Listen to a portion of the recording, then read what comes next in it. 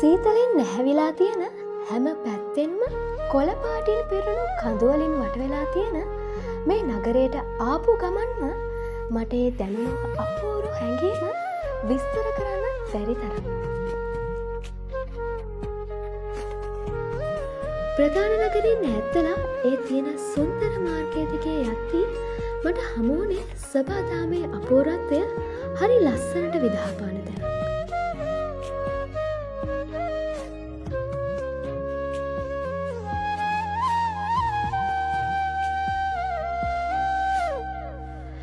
මෙතනට එන අයගේ හිත එතනම නවත්ත ගන්න තියැල්ලෙන් කඩා හැලෙන ඒ පුංචි පුංචි පිණිබිදුවලට තියෙන්නේ හරි අපූරු මායාකාරී බලයක්.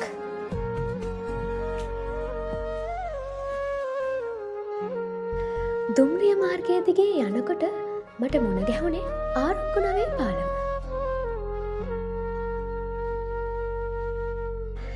ලංකාවේ ලස්සනම දුම්රිය මාර්ගයට හිමිකම් කියන්නේ මේ නගරේම තමයි. මේ දිහා බලන් ඉන්නකොට මගේ හිතට නැකුණු ප්‍රශ්නයක් තමයි මේ විශාල නිමවුම වුණේ කොහොමද කියන එක. මේ නගරය ස්වභාවික සුන්දරත්වය වගේම ඓතිහාසිකත්වයක් මුසු වෙලා තියෙන හරි අපූරු තැනක්.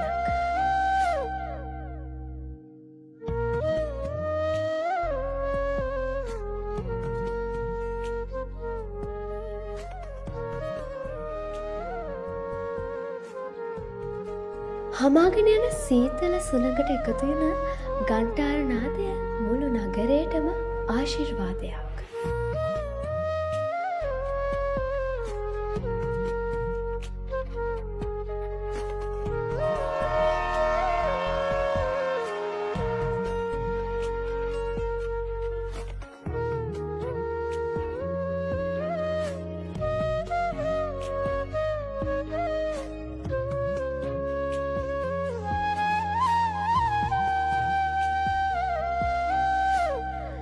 හැන්දෑ වීගන එද්දී මේ පලාතෙන් එන ගන්ටාරනාදය පල්ලියේ දේවයාතිකාවත් කෝවිලේ පූජාහනත් එක්ක මේ බිමේ නිරූපණය වෙන්නේ හරි අපූරු සංස්කෘතියක්. දියැලිවලින් ගලන පිණිබිඳු කඳු අතරින් එනලා හිරු කිරණන් අපේ පන්සලෙන් පල්ලියෙන් කෝවිලෙන් එන දහම් සුවඳින් නැහැවිලා යන මේ ඌව වෙල්ලස්ස මටනම් අභිමානයක්.